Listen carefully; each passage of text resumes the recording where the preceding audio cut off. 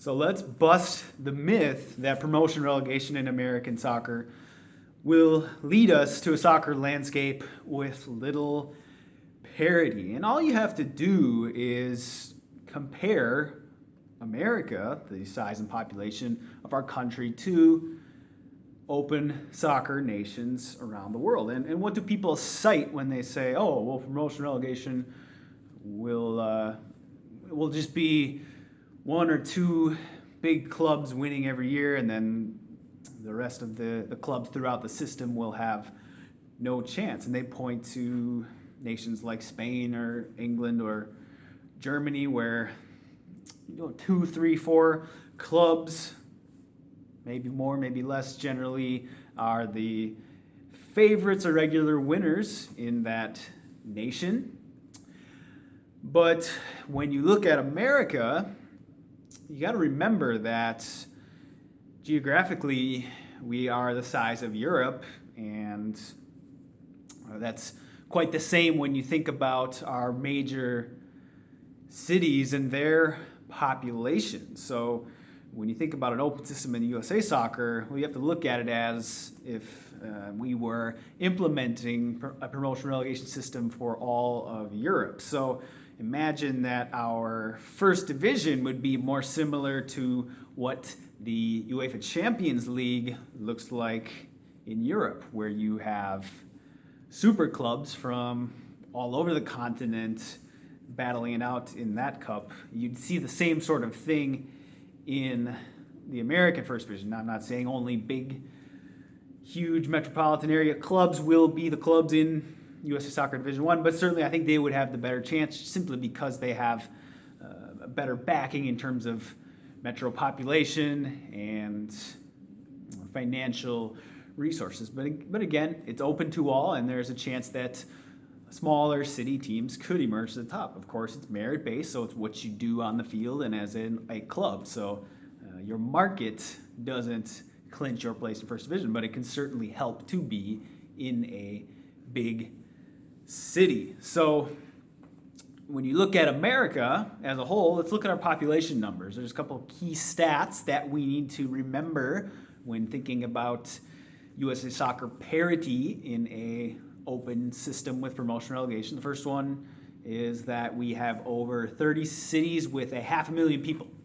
Right off the bat, that's a Division 1 plus half of a Division 2 with cities that have over 500,000 people. I mean, that's massive. You cannot you can't take those numbers and try to compare America to Spain or England, where there's a handful at most of cities that big. And then you look beyond that in America, we have over 300 cities with over 100,000 people in the population. So we have dozens and dozens and dozens of markets in America that could host First Division USA soccer clubs. So if you look in Division 1, 2, 3, and 4 under an open USA soccer system with promotion relegation, so many different cities in America could be represented. You zoom it down to one state, say Texas, for example, or Michigan, or Illinois.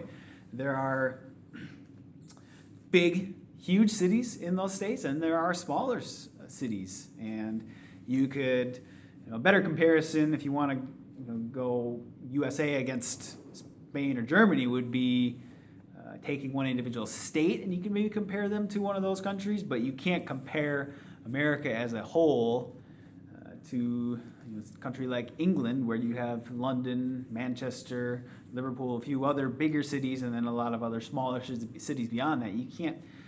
That doesn't translate to the American landscape. We are 10, 20 times bigger than that in geography and in population. So the issue is not going to be parity. That's not a sticking point whatsoever. What we have here is a nation that has a potential to host not just 2, 3, 4, 5 super clubs like Germany, England, Spain, Italy.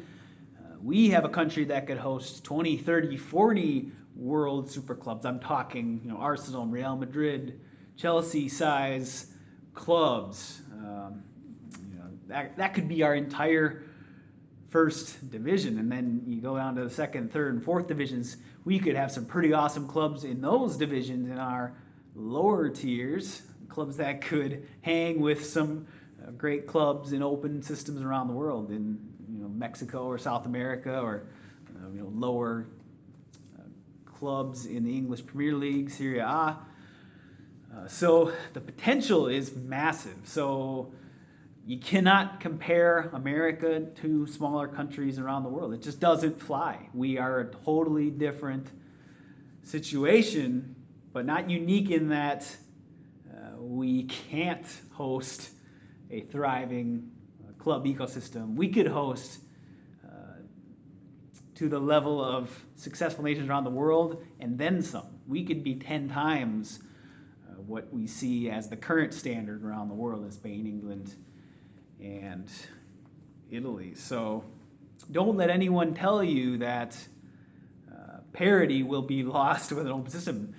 If anything, right now, the American system, well, we've given one club and 20 plus franchise outlets of that club, MLS, we've given them the only spot in Division One. So the MLS is going to be the champion every year in American soccer. And 9,000 plus other USA soccer clubs and millions of people have no chance to compete. So if anything, the least parity exists in America, except for MLS and its outlets. So it's just a myth that open systems are not more competitive. If anything, we can be the best showcase for open system merit-based soccer on the face of the earth. So that's what I believe, and that's what we need to push for as a population. Nothing less than a 100% open market where you earn your way based on what you do on the field and as a club and community around it. So if you like this video, make sure to share it out across social media and also subscribe right here to my channel, and I'll talk to you soon.